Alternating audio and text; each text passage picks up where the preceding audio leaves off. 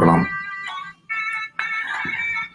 हम अक्सर सुंदरकांड पढ़ते रहते हैं, सुंदरकांड का पाठ करते रहते हैं।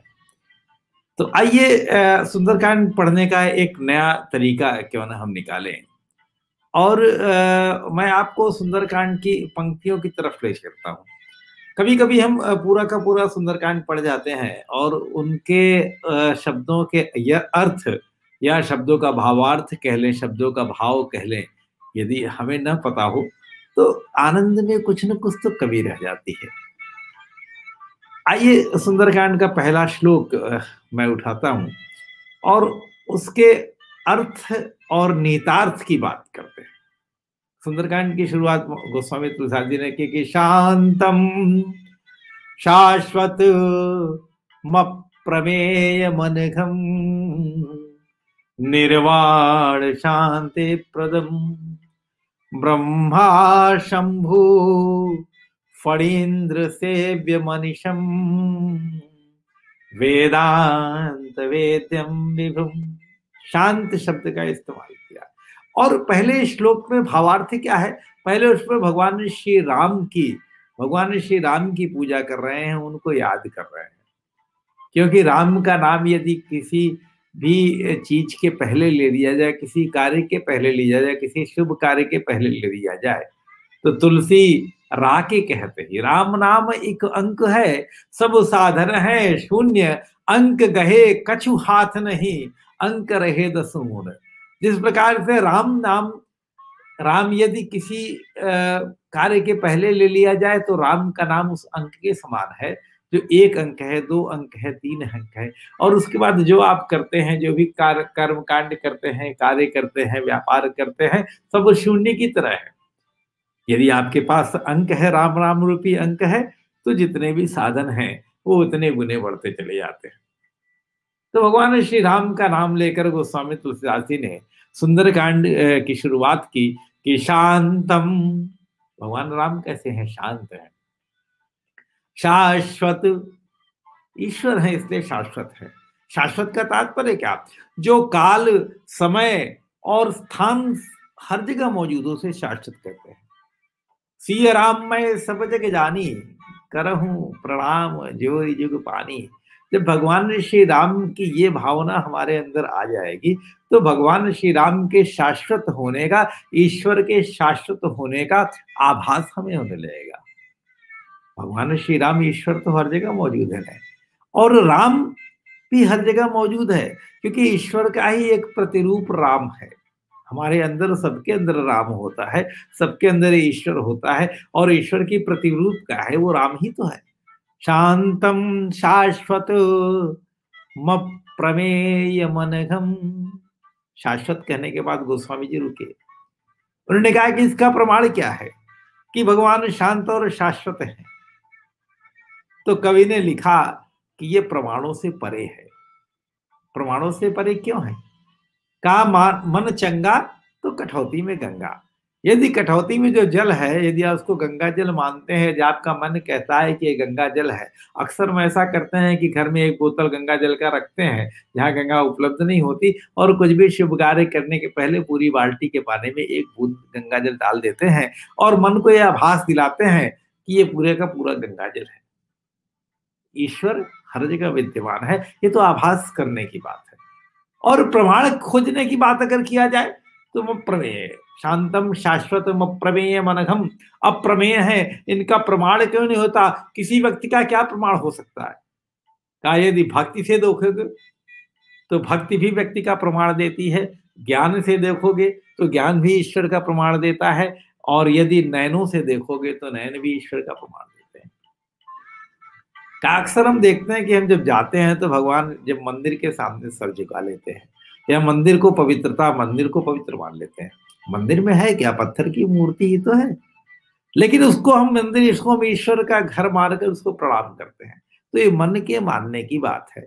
वहां पर हमारे नयन, हमारे जो आंखें होती हैं वो ईश्वर की मूर्ति को देखती हैं, ईश्वर की मूर्ति का आह्वान अपने दिल में करती हैं और उसे ही ईश्वर मान लेते हैं। एक शायर ने बहुत बढ़िया बात लिखी कि मानिए तो सारी मूर्तियां खुदा हैं, नहीं तो सबकी सब मिट्टी है। तो मिट्टी से बनी मूर्ति को हम खुदा मान लेते हैं, और क्योंकि हमारे अंदर नयन इस बात का प्रमाण देते हैं। हम बहुत दूर दूर जंगलों में मंदिर के दर्शन करने जाते हैं, पहाड़ों में दर्शन करने जाते हैं, लेकिन ईश्वर तो हर जगह विद्यमान है। और ईश्वर हर जगह विद्यमान है कैसे है? कहा यदि ज्ञान से ईश्वर को देखोगे तो ईश्वर जो है कि हर जगह विद्यमान होना आपको उतना ही महसूस कराएगा जितना आपका ज्ञान है। जैसे कल्पतरु के सामने यदि किसी को खड़ा कर दिया जाए और कहा जाए कि उससे धन मांगो, तो टाटा बिरला कुछ मांगेंगे, सब्जी वाला कुछ मांगेगा, रिक्शे वाला कुछ मांगेगा, नेताजी विधायक का पद मांगेंगे, कोई अगर अधिकारी है तो वो बड़ा पद मांगेगा, कोई अगर बच्चा है तो वो ये मांगेगा कि मुझे भगवान हाई स्कूल में पास कर दो, हाई स्कूल में इतने अंक ला दो। तो जहां तक हमारे ज्ञान के चक्षु है वहां तक तो ईश्वर का प्रमाण मिलेगा। और गोस्वामी जी ने बहुत बढ़िया लिखा कि जथा दलेद्र विविध तरुपाई बहु संपत्ति मांगत सकुचाई जथा दलेद्र। तो ईश्वर का प्रमाण यदि ज्ञान से लेना चाहोगे तो ज्ञान उतना ही आपको ईश्वर प्रमाणित करके देगा जितना आपका अपना खुद का ज्ञान है। क्या किसी व्यक्ति को पूरा वेद सुना दीजिए, लेकिन यदि उसके अंदर ज्ञान नहीं है तो वेद उसे समझ में नहीं आएगा, तो आपका सुनाना बेकार है। और भक्ति भक्ति क्या तो क्या कहना। का सिया राम मैं सब जग जानी, जब भक्ति होती है। शबरी जब भोजन कराने लगी तो शबरी ने जब बेर खिलाना शुरू किया तो शबरी के अंतरात्मा में क्या था कि भगवान को हम मीठा बेर खिलाएं। उस मीठा बेर खिलाने के चक्कर में शबरी ने बेरों को चखना शुरू कर दिया। तो जो ज्ञानी लोग थे उन्होंने कहा कि अरे शबरी तुम झूठे बेर खिला रही हो। जो आंखों से देख रहे थे उन्होंने कहा देखो देखो शबरी कितनी पागल है, किसी मेहमान को झूठा भोजन खिलाते हैं। लेकिन शबरी के अंदर की भक्ति क्या कहती थी कि जो बेर मीठे हैं वही भगवान को दिए जाने चाहिए, इसलिए मीठा बेर मीठे हैं कि नहीं इसकी जांच करने का तरीका क्या था, उसे खा के पहले देखिए। और भगवान श्री राम बड़े प्रेम से कहा है। तो भगवान श्री राम के ईश्वर के प्रमाण लेने की अगर हम कोशिश करेंगे तो वो अप्रमेय है। शांतम शाश्वत प्रमेय मनघम। राम का नाम लेने से सारे पाप नष्ट हो जाते हैं। तुलसी राके कहते ही निकसत पाप प्रहार, पुनि आवन पावत नहीं, महका बंद दीवार। और क्या लिखा गोस्वामी जी ने कि ब्रह्मा शंभु फणीन्द्र सेव्य मनीषम। भगवान श्री राम क्या है? ब्रह्मा विष्णु और महेश द्वारा सेवित है। ब्रह्मा और ये सारे देवता हैं। ब्रह्मा शंभु, ब्रह्मा बनाने वाले, शंभु बिगाड़ने वाले, फणीन्द्र विष्णु पालन करने, विष्णु बनाने वाले, ब्रह्मा पालन करने वाले। ब्रह्मा शंभु फणीन्द्र सेव्य मनीषम वेदांत वेद्यम विभुम। यदि बहुत जानना चाहते हो तो वेदों से जानने की कोशिश करो ना।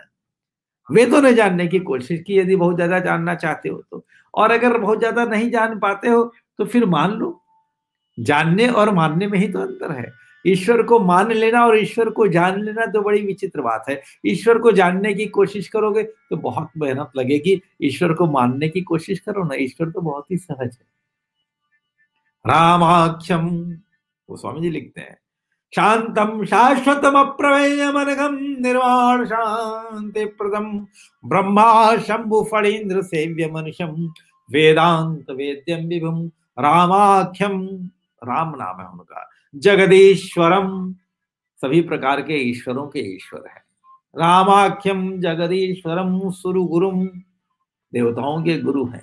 माया मनुष्यम हरिम, और माया से मनुष्य बने हुए हैं। मनुष्य को चीज बताने के लिए, मनुष्यों को समझाने के लिए, मनुष्यों को राम का चरित्र दिखाने के लिए हरि हैं, वो मनुष्य बने।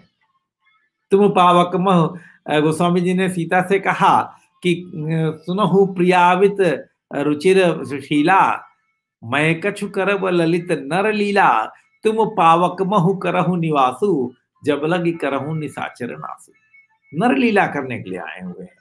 वंदे हम करुणाकरम रघुबरम भूपाल चूड़ामणि।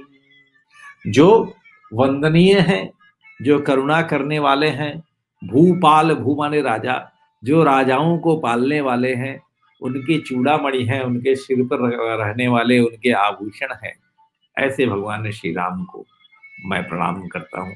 गोस्वामी तुलसीदास जी ने इस प्रकार प्रथम सुंदर कांड की जो श्लोक है उसमें भगवान श्री राम की व्याख्या की है। और राम की व्याख्या तो की जा सकती है, राम के नाम की व्याख्या नहीं की जा सकती। इसलिए भगवान श्री राम ने सिर्फ राम की व्याख्या करके, राम को प्रणाम करके सुंदर कांड अध्याय की रचना शुरू की। ऐसे गोस्वामी तुलसीदास जी को हम प्रणाम करते हैं, उनके चरणों में शीश नवाते हैं। और सुंदरकांड का श्लोक जो नंबर 2 है वो अगले एपिसोड में मैं आपको सुनाऊंगा। बहुत बहुत प्रणाम, नमस्कार, धन्यवाद।